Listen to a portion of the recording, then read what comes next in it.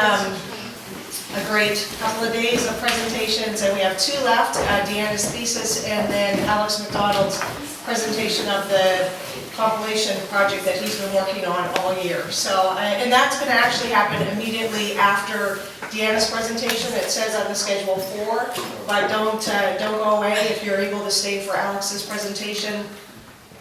I know what Raymond's thinking. Where is Alex? This There's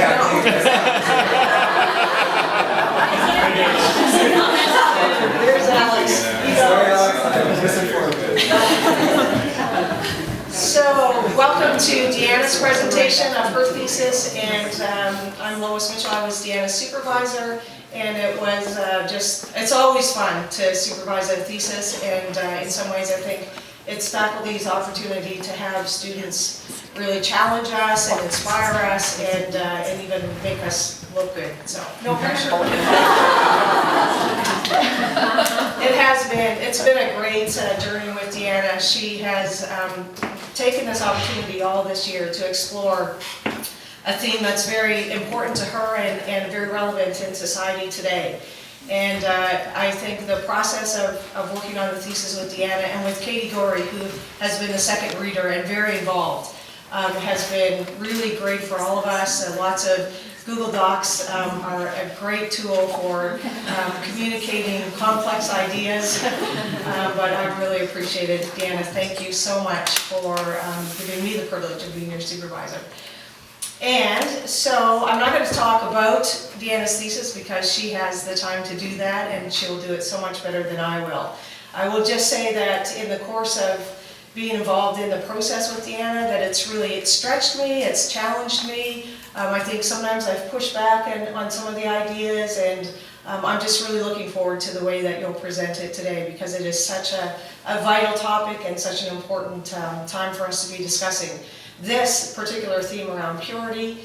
And just to say that the way that all of the theses presentations, which have all been excellent, the threads, the themes that are kind of holding them together, I think speak a lot about the kinds of things that are going on in this community, and also speak well to the future as we send our students out into the world to have an impact. So Deanna, come on up, and I just wanted to pray with you, for you, as we get started. Creator God, I pray that you would give Deanna strength and clarity as she shares her heart with us here today. Thank you for who she is and for the journey that she is on. Thank you for her honesty, her courage, her insight and wisdom as a young woman who is wrestling so well with important and sensitive issues around our relationships with one another and with you. And God, help us, the audience, to listen with our hearts and with our minds. Let this be a sacred space, a time and a place when our view through a glass darkly is momentarily cleared, despite the shame and pain that weigh us down. And grant us peace, I pray. Amen. Amen. And is this your cup? Well, I brought Winnie the Pooh for inspiration. Hi everybody. Thank you everybody for being here. It really means a lot to me. I want to begin with a few acknowledgements, because this was not just me. This was very much a team project. I want to start with you, Lois. You spent so much time and effort on this project. Even from the very beginning, when I was trying to put my incomplete thoughts about purity culture into an email, you stuck with me. From the very beginning, you believed in me, even when I doubted myself. Thank you for starting every meeting by really asking how I was. Thank you for all of your comments on my drafts. Though they were often overwhelming, they helped me become a better writer. To Katie, for investing your time and energy into improving my ideas. Your excitement for my topic was encouraging every single time. You reminded me that what I was writing is important, and this pushed me further. Thank you. To Hannah, thank you for loving my ideas from the very beginning and helping me get my feet off the ground. Thank you for listening to me ramble and being a stable friend through it all. To my mom and dad, thank you for being my #1 supporters, for always asking when you could read the next chapter. Thank you for helping me come to this weird little school provinces away that gave me the opportunity to write this thesis. Words cannot express my gratitude. To Lucinda and Emily, I could not have done this without your friendship. Your laughter, encouragement, and patience with me through this process kept me sane. You were steadfast and constantly encouraging. Thank you for believing in me and making sure that I believed in myself. And to everyone who asked me what my thesis was about, you either got a blank stare or an excited smile. But either way, your curiosity was reassuring. Thank you for investing in me and listening to me stumble through the quickest summary that I could come up with.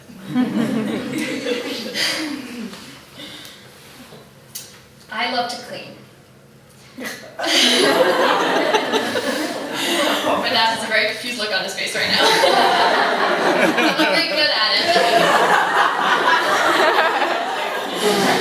But I think secretly we all love it. Though we may put it off and groan when it's time to do it, we always feel better when the carpets have been vacuumed, the couch cushions are all fluffed, and the dishes are all in the cupboards. What happens when something can't be cleaned? Some silly mishap leaves a coffee stain on the carpet, or greasy fingers leave trails on the couch cushions. Or worse, a dish gets dropped and there's a little chip on the rim. Maybe it gets knocked several times, leaving it cracked and irreparable. You can't fix this. You can't clean it. It will never be the same again. This is how my virginity, my sexuality, was explained to me when I was in junior and senior high school. I was always the good Christian girl who went to church and volunteered in the nursery. I had been attending kids club and youth group every week for as long as I can remember. I did everything that I was supposed to do, everything that was expected of me, including buying into the story that I was told about my virginity. The story went something like this. Your virginity is symbolized by a gift, with a big beautiful bow that you are supposed to give to your husband on your wedding night. If you choose to give this gift to a man before you are married, you will have to wrap it up again, and it will never look as pretty as it did before. The story goes on to say that every time you have sex, the gift will look worse and worse. The following question was always, you wouldn't want to give your husband a used gift, would you? This story that I was told uses a gift instead of a bowl, but the message still rings true. My sexuality was a part of me, but it was not mine. It was simply something that I had to preserve until I was married. I was expected to feel shame if I did not live up to the standard. It would only be acceptable if it was untampered and unused. In other words, pure. This is the foundation of Christian purity culture, the teaching that virginity, especially women's virginity, is not only the most important part of sexuality, but also their character. It teaches abstinence before marriage and not much else beyond that, providing little to no information about how to have a healthy sex life to young teens. The effects of this culture come from over-sexualization and a skewed perspective on morality that often lead to shame and to guilt. Women are unfortunately uniquely affected by purity culture because of the focus that is put onto them in the name of protection and preservation. This thesis is a mixture between the academic and the personal. When I first started learning about purity culture, it felt so familiar. I knew it inside out because I was a part of it. I remember being a young teen and seeing the shiny silver rings at the family Christian bookstore and often wanting one of my own. But the more that I looked into purity culture, the more critiques I found. The more stories I found of women who had done everything right according to these teachings and regretted it. Their marriages and sex lives were ironically damaged because of their commitment to abstinence before marriage. This scared me a lot. And so I want to say, for anyone who might be a bit hesitant to hear about or read my thesis, that I've been there. It's not easy to be a part of something, to hold something as truth and have it critiqued, have its flaws pointed out to you. If you were feeling this way, thank you for being here, and thank you for hearing what I have to say. This thesis is not the end project. It is not even close. This thesis is a part of me really just trying to figure it all out and trying to work out what I thought that I knew.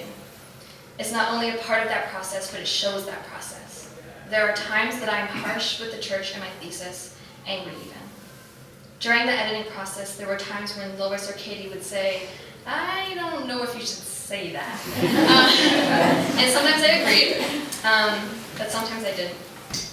And there were times where I felt this overwhelming need to dig as deep as I could to get into the darkest corners and shine light on them before I could turn around and look at what I had discovered.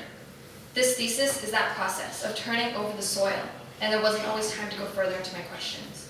I know that not everyone will agree with me and my perspectives, but asking these questions and making these claims have been an important part of my personal journey. Lois told me a lot near the end that this will never feel finished and it'll never be perfect. There's always going to be something that needs to be improved. And I think that this works really well with the nature of the subject and the way that I've tried to approach it. This is only the beginning. So what exactly is purity? Within Scripture, the theme of purity occurs in the Old and the New Testament. In the Old Testament, we see purity within the purity laws and holiness code that the Israelites followed. We find these commonly in Leviticus. They created a distinct identity for the chosen people and were intended to avoid pollution. Purity is still an important theme within the New Testament, but it differs with the coming of Jesus. David De Silva, author of Honor, Patronage, Kinship, and Purity, notes that, quote, in Leviticus, this pertains to the physical body. However, in the New Testament, it pertains to disruptions in relationships within the church as body of Christ, unquote. So where does Jesus fit into this? The core of Christianity is the redeeming grace of Jesus' sacrifice. Somehow, this seems to be overlooked, or at least misinterpreted within purity culture. When Jesus died, he made it so that our salvation no longer depended upon our purity, but on his. This doesn't mean that purity isn't important, quite the opposite. It simply means that our goodness and our holiness is no longer dependent upon it. It is still important, and if anything, it becomes more meaningful. It is not simply a rule now that we have to follow, but a lifestyle that we should embrace because we want to and not because we need to. We are released from the chains of purity, and we are given the freedom to pursue it. Richard Rohr, in his book on spiritual growth, Falling Upwards, says, quote, the demand for the perfect is the greatest enemy of the good, unquote. Rohr describes purity as, quote, singleness of the heart, when the head and the heart are working together in a way that allows you to see wholeness from your true self, unquote. This is a definition of purity that does not rely on following rules like the ones that we find in Leviticus, but instead it relies on aligning ourselves with the image of Christ. In this sense, it is something that someone intentionally works towards as opposed to something that needs to be maintained and is constantly being threatened. As Otto Koch, German scholar, has observed, our understanding of purity is often not as Jesus embodies it, but instead the, quote, static morality of innocence, rather than ethical action, unquote. So then what is Christian purity culture? Christian purity culture evolved from the Christian purity movement. This began in the 90s. Most people are probably familiar with the book I Kissed Dating Goodbye by Joshua Harris. And not as famous, but just as influential, was Elizabeth Elliot's Passion and Purity. It was seen as a reaction to the promiscuity that came from the famous 60s sexual liberation. It was, and still is today, most common in evangelical churches. The church observed the culture at the time, and it feared that young teens were unable to make choices about their sexuality and felt pressured to have sex as early as possible. They started campaigns that focused on abstinence before marriage teachings.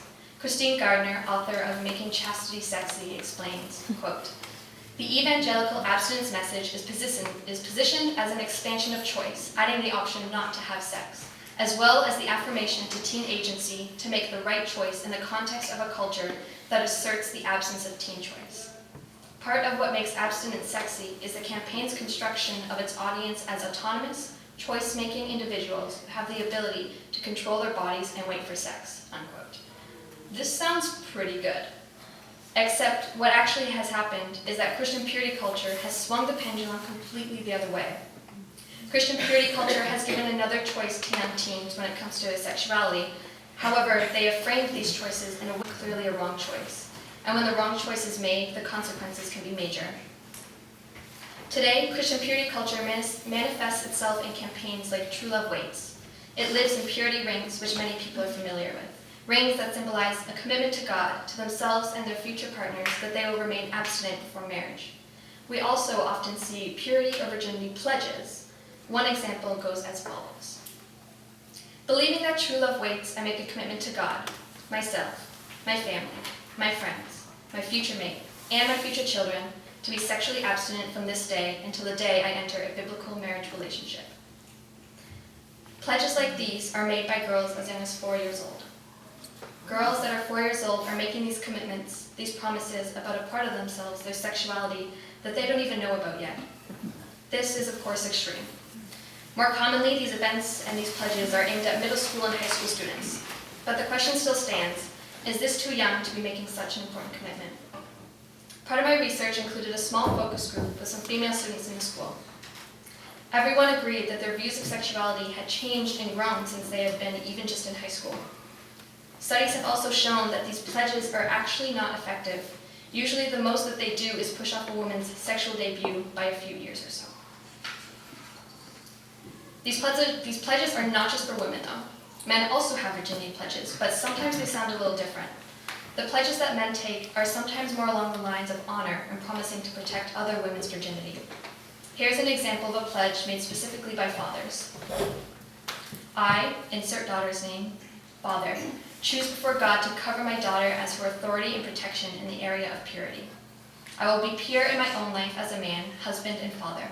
I will be a man of integrity and accountability as I lead, guide, and pray over my daughter and my family as the high priest in my home. This covering will be used by God to influence generations to come.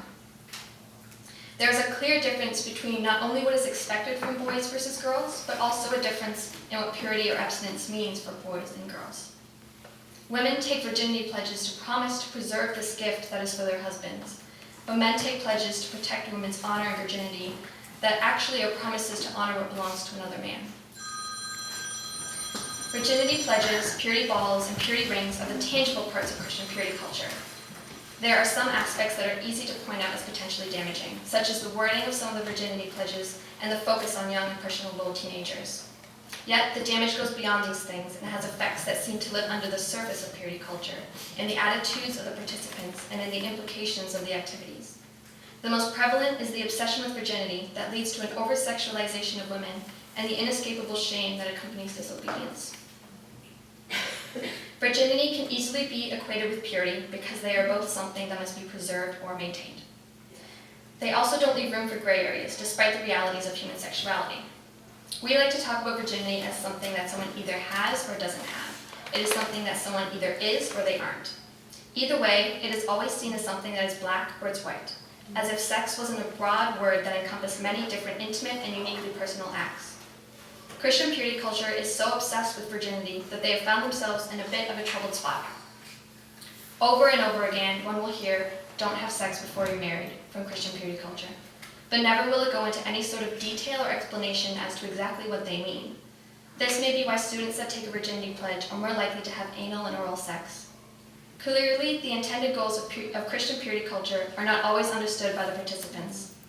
The Christian purity culture, despite possible intentions, is simply a rulebook to many, and generally, people seem to be okay with using loopholes.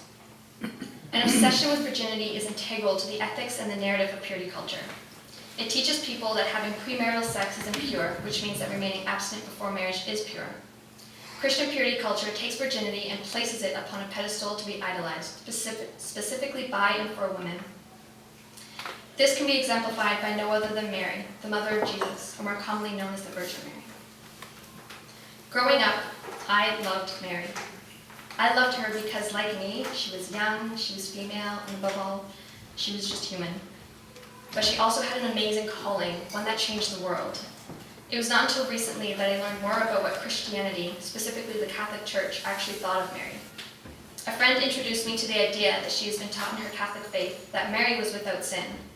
This led me to do my own research and discover that Mary is also sometimes defined as a perpetual virgin, meaning that she remained a virgin throughout her entire life, not just before the birth of Christ. Who we know as Mary today is simply an interpretation. I do not want to come across as making any claims about the validity of our understanding of Mary, especially the four Marian dogmas. I simply wish to explore what happens when we conceive a woman as a being defined by her sexuality, and in this case, her virginity.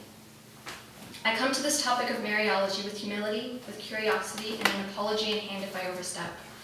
My Protestant upbringing did not teach me much about Mary, and I feel I have only scraped the surface with this project.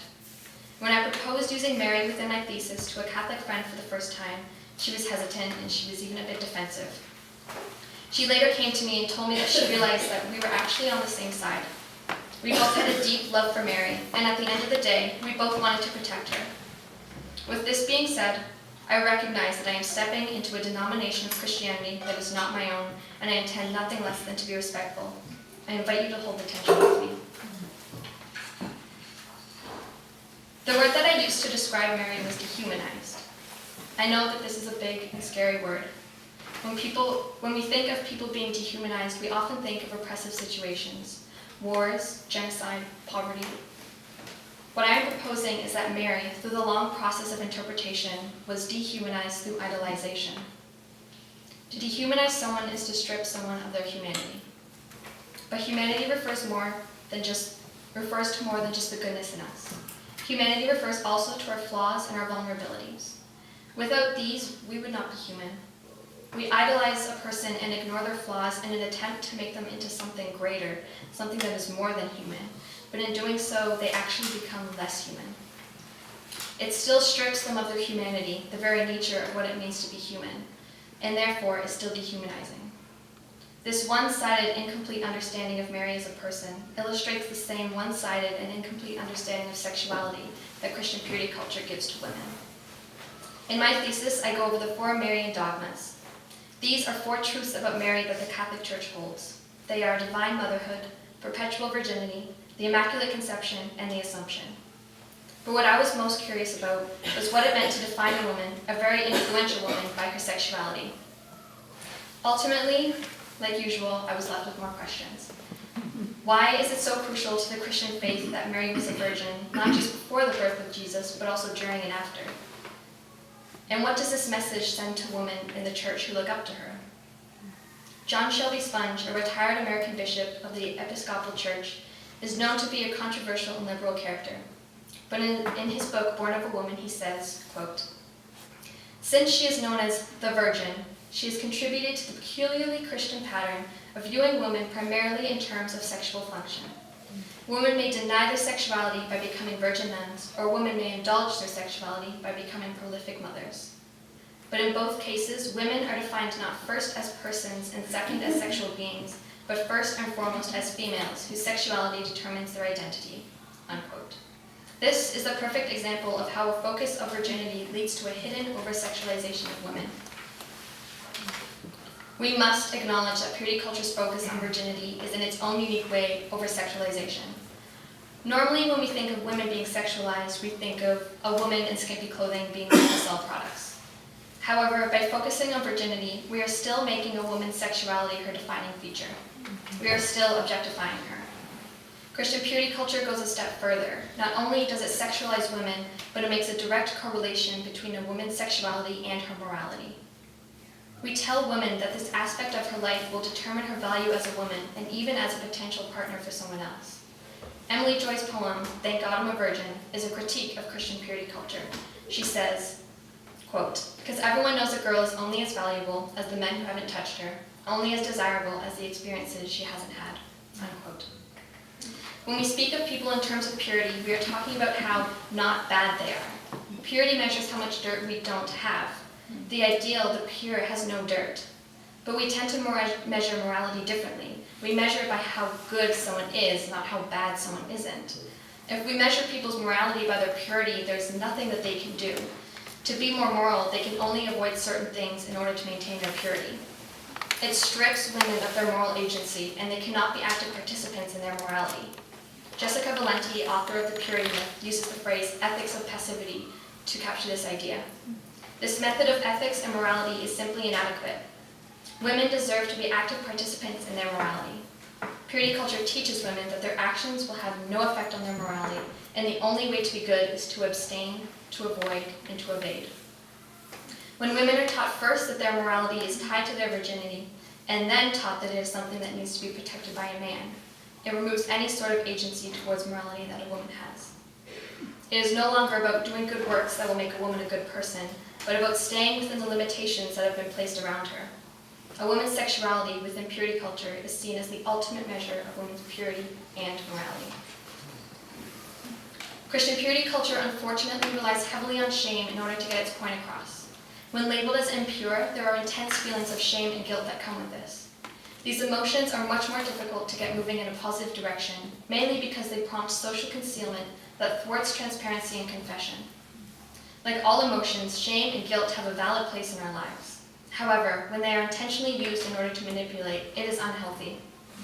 Shame is such an intense emotion that it sticks with someone even if they've removed themselves from the beliefs of Christian purity culture.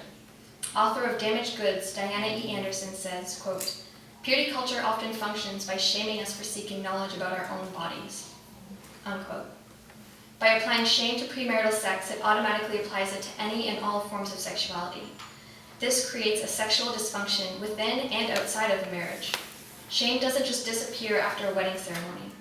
It is so ingrained in so many purity culture teachings that women often become scared of their own bodies and sexual intimacy, even when it becomes okay within a marital union. So where do we go from here? Richard Rohr says, quote, "Purity also has to do with appropriate boundaries, protecting the sacred character of intimacy on both sides of a relationship. You have to know the rules and know what they're trying to protect before you too quickly throw them out," unquote. He provides a much-needed warning to not be too hasty when we propose a reform. Boundaries are necessary for healthy relationships and should not be abandoned. As Rohr says, we have to know what the rules are protecting us from, and this is where we need to start when setting up appropriate boundaries. The point of this thesis is not to get rid of the boundaries surrounding purity, or to say what those boundaries are. Instead, I hope that I have explained the ways in which the current system of purity culture misses the mark, and in doing so, does women systemic injustice. Christian purity culture can create the chains of purity that stop us from willingly pursuing purity. This liberation from a necessary purity should not be seen as an excuse to engage in unhealthy behavior. Instead, with a redefinition of purity, we should be drawn to a more holistic life. To quote Richard Rohr once more, quote, "Purity is singleness of heart, when the head and the heart are working together in a way that allows you to see wholeness, to see from your true self," unquote. For boundaries to be appropriate, they must not be put in place by someone else through shame or mistrust, as Christian purity culture does. It comes down to trusting women with their own purity. If purity allows for wholeness, then purity cannot be achieved through purity culture, a system that relies on the negation. There is no room for shame within one's true self. Overall, Christian purity culture relies on an inadequate understanding of purity and sexual ethics, understanding of themselves and their full potential. Christianity is forcing sexual ethics upon women instead of equipping them with the tools that they need to create sexual ethics for themselves. If we give women the tools, they will build, make mistakes, learn from them, and build again. Most importantly, they will have ownership over their sexual, physical, and spiritual lives and decisions. Thank you.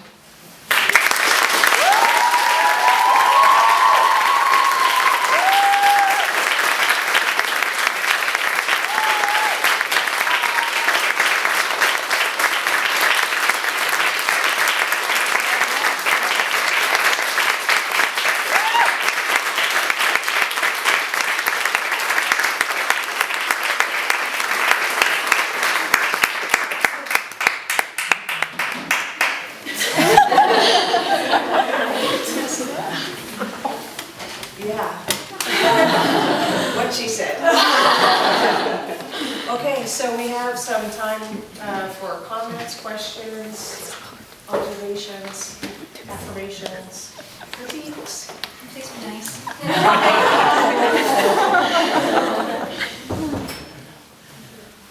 Yes, Renata.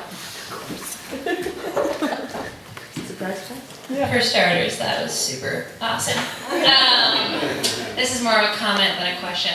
I actually attended a thesis presentation last year about purity culture, but it was actually about the way that purity culture related to how we understand same-sex relationships. So I thought it was actually really interesting to see kind of both the ways that in general purity culture affects our sexual ethics, and sort of the common theme of just sort of not necessarily saying that that we should all try and, like, you know, we should reform the system so we can all try and go towards some other goal, but reforming the system in the sense that it's sort of understanding that difference exists and there's different ways to get to the goal of being pure and healthy and feeling like you have agency and feeling like, yeah, your spirit and your sexuality and your physicality are all working together. So I thought that was really awesome. Yeah. Thank you, Renata.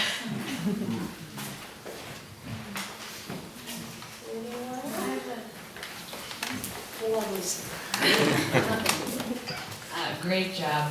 Yeah. Wow. Just yes. So I know with the True Love Waits movement and I Kissed Dating Goodbye and a lot of what you're talking about from North American culture really coming from the 90s, some of those authors, I know, what's his name, Joshua something. Joshua Harris. Joshua Harris has related. In the last few years, he's actually come out and said and apologized, and there's been a dialogue about, you know, he wrote that book as a young man in his early 20s living with his parents who was single, and started a movement that has impacted many of us, myself included. So it's been interesting to see that dialogue start, and I've been encouraged by that dialogue starting. Like Lois was saying in the last presentation, you know, the church is the body of Christ, and so it's not just one institution that is totally, you know, unmovable, But what I've been witnessing is that a lot of people simply aren't equipped to talk about sexuality because in the church, many churches, the evangelical church I grew up in anyway, it's so taboo, we don't even know where to begin, and intergenerationally, you know, it's very tricky. But I've been encouraged by this, you know, with Joshua Harris at least coming forward, and I do think that to just, you know, totally villainize him isn't going to get very far. So if someone's coming forward to shame them, isn't going to help alleviate other shame. But I'm wondering if in your research you know, I don't know if you touched on it, I'm excited to read your thesis, but did you get into any of that or look into some of that dialogue? Because I think there are people trying to say, this needs to change and we don't want 13-year-old girls going through the same kind of stuff that, you know, some of us went through, and we want to talk about it, but we don't exactly know how to yet. So did you see or touch on any of that? I don't think I touched on it in any of my actual thesis, and none of my like formal research was about it, but I think that dialogue was what actually like introduced me to this idea. Seeing different stories online and people coming forward, that was really like what drew me to it. Not the fact that I had been involved in it or knew things about it, but just the fact that people were finally, you know, had the courage to come forward and say that. And I did do a lot of research into like Joshua Harris, and he's making a documentary and like has been hosting open forums about it, and there's a lot of people on board with it. And it sounds like it's also interesting because within those open forums there are also people who come forward that say that they were a part of purity culture and they're fine. So it really just, again, I argue against the dichotomy of purity culture within my thesis, but you also can't say that it's all bad. You know, like I think that it's really, those dialogues are a great way to also show that you don't have to completely throw everything out. Always have dualism. So I'm curious, in your thesis, do you touch on any kind of a international kind of perspective on purity culture? I don't. The thing, there are so many parts of purity culture that I wish I could have touched on. And even in the initial stages, me and Katie and Lois agreed that sticking to one area was kind of best in order to really be able to provide like a focused overview of it. But it's definitely something that I'm interested in. Thank you. I could just be loud. I know you can. I know you can. First of all, I just want to say, wow, you handle that subject with such delicacy and respect. So I mean, I've seen you do it a couple times now. I'm just like, oh, Deanna, nailed it. And so I was just kind of thinking, so this is half comment, half question on what Sarah was saying. I was wondering if you looked into or came across anything called the theology of the body. Yes. Yep, that was just really my question. Yeah. That's something that is happening in the Catholic, it's like a Catholic thing, that has to do with that dialogue. And there's a of, like, Protestant version as well. Sweet! Yeah, you're started by one of the popes, and it's like trying to re-envision what it means to be like truly in contact with your sexuality. Part of my research was reading Christopher West's commentary on John Paul II's Theology of the Body, and I found some really beautiful stuff in there. Things that, obviously, with this presentation, with this thesis, it feels like it's really the beginning steps, but like those sources are things that I feel like are going to lead us into the next steps. I remember reading that John Paul II's understanding of virginity was not what we know it today as a physical construct, but it was something about like the integration of body and soul, and when that is not separated, when it's together and it's bonded. And I was like, that is so beautiful. I was like, yes, I was like, that's what we need. So I did read it, and I found a lot of great stuff in there. Yeah. Wonderful work, Thank you. and it's great to hear your presentation. My question is, how central is your studies or your thesis to your looking into the Blessed Virgin Mary, Mary the Mother of Jesus, to her part in Christian purity culture today? How important is she? So I dedicated a whole chapter in my thesis to Mary. To some people, she might not be integral to purity culture at all. I included it because it being a personal essay and me having that kind of personal experience with really loving Mary and then finding out these things about her and finding her unrelatable and then looking into the way that the church defines her sexuality. That was an important part to me in my journey through purity culture. So I can't say for sure definitely whether she affects everybody or how people relate to her, but it was a really integral part and central part for me in my process. Good. Yeah, thank you. So first off, thank you so much for like the integrity and the charisma that you brought to this subject, because it's like so cool and like how inclusive you were with everything. It's like really interesting to encounter it too, because I was like, Christian purity culture, like I kind of know about that. I grew up in the church and stuff, and then how many things you were presenting, I was like, I didn't even know that was like in there, but like I'm experiencing it, and that's crazy. But yeah, just like definitely. I mean, I don't know because I've written a thesis, but like making a thesis seems crazy, so I'm sure that was like a huge battle to do it.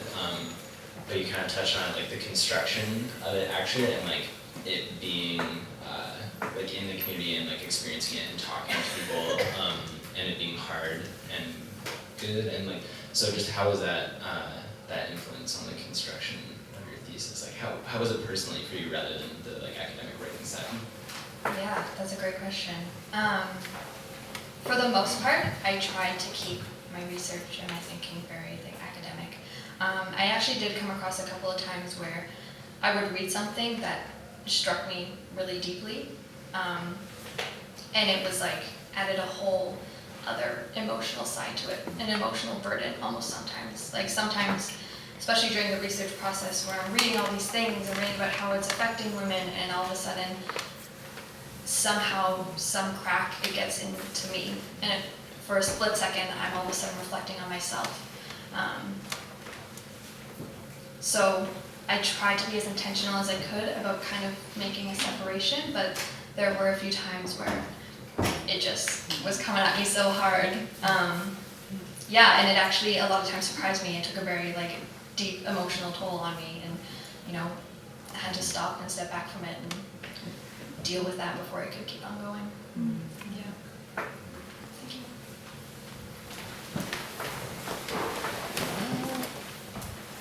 If you could summarize a way or ways that you'd like to see people approach the topic of purity and virginity now, like what kind of conversations would you like to see happening in the everyday? Something that Renata kind of touched on, and I kind of touched on a bit in my actual thesis, but didn't really feel like I could get into it, was this idea that Christian purity culture really eliminates any sort of same-sex relations. Basically anything that is different from the norm is completely obliterated. It's just not accepted. Basically, they don't exist. And I think that that's really heartbreaking, because right now in our society, those are the groups that are already so marginalized and already, being ignored.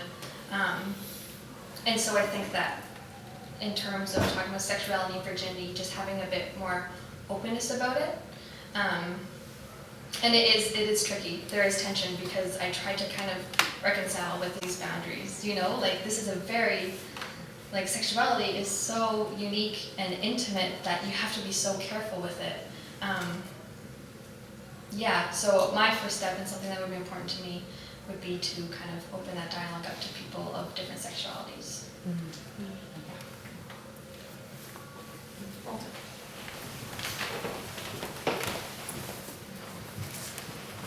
Well, first, like others have said, wonderful clarity in your thinking and in your speaking, and with courage too, so that's awesome. And a gift to be treasured. But, not but. No, I don't know where that came from. In fact, you've also touched on with some of these other questions. There's so many examples of where these things have not been done very well, and so few, I assume, great examples where it's been done. Awesome. Did you come across any? I mean, you touched on it a little bit with theology of the body, but I mean, let's say you were a high school youth leader and you wanted to help people. Like, are there any books? Like, are there any films? Are there any grid helps out there?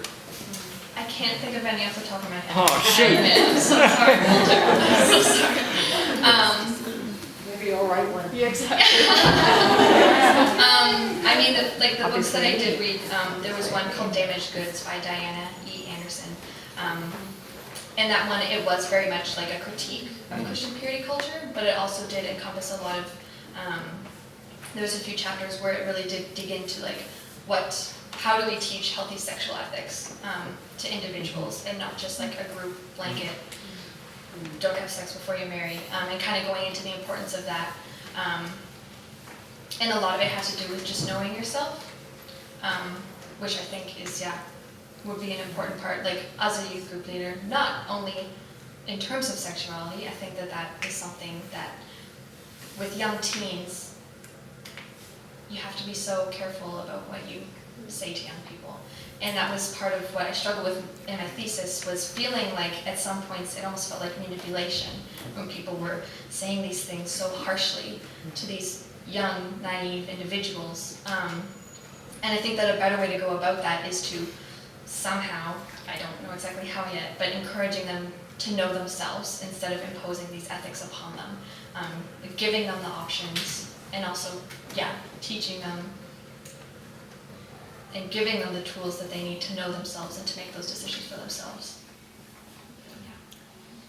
I'm just thinking in terms of Alana's question, or response to, I think it was Jenna's question this morning. Was that this morning? Yeah.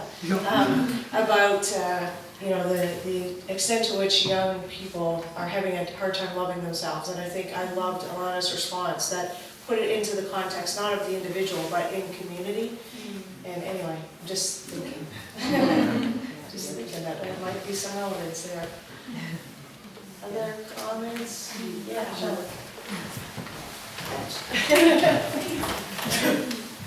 Everybody said it. Well done, Deanna. That was really good. Thank you. Mine is kind of a comment and a question, I guess.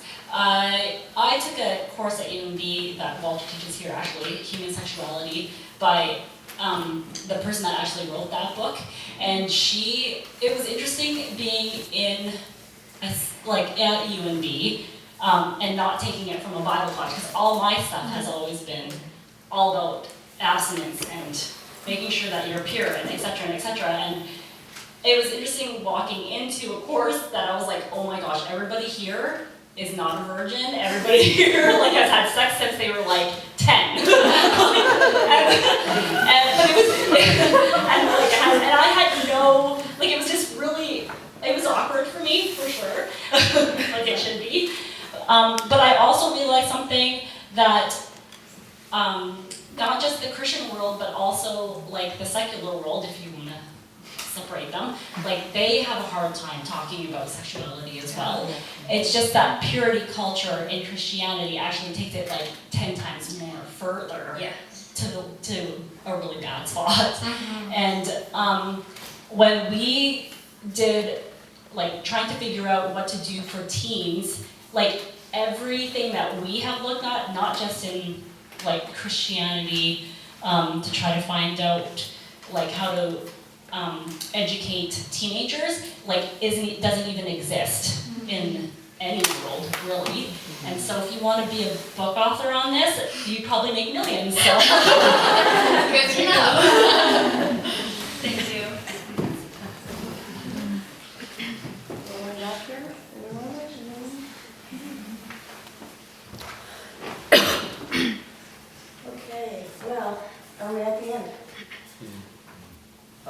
so I'll have the final word. Yeah, as I said at the beginning, do your parents want to have say a word? Not to put you on the spot. It's over my head. And I'm not used to talking in a crowd. But, yeah, this is going to be an opportunity for Deanna and I to really get into it because I can see where I've come from now. You know, in my past and how I felt. And I didn't really think about it too much until she's been running Thesis. So we can have some good conversations on our way back home. Yeah, don't do it in a Google Doc, it's not. Yeah, just as a parent here, I just want to thank everyone, and I want to thank SSU. This has been a wonderful place for her to be. She's grown, she's been so happy here. The teachers, the staff are excellent. So thank you for the mic, I've been able to say this now. I'm trying to encourage maybe my son to come out. Thank you. I'm so proud of you.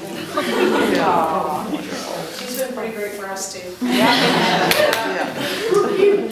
Yeah, I think like so many of the topics, they're complex topics, and they're, I hope that in all the presentations, we don't walk away thinking, well, we're just totally unpacking and critiquing everything. I think in each of the topics, there's been an effort at the end to look forward and to say, where do we go from here? And how do we take, like in this presentation, Deanna hasn't said, purity is not important, but it's how we frame it, how we go forward. And I really appreciate that it is, that looking at where we've come from, but also looking forward and trying with integrity and honesty and courage to ask really tough questions.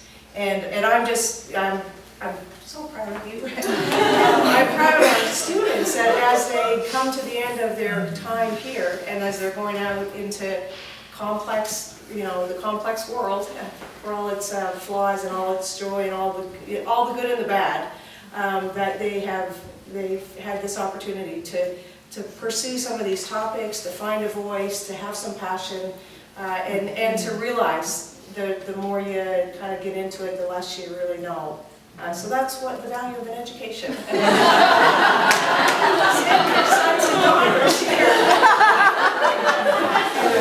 So thank you again so much, Deanna. And again, after we have another round of applause, stay here and we'll hear from Alex and his project. So thanks again.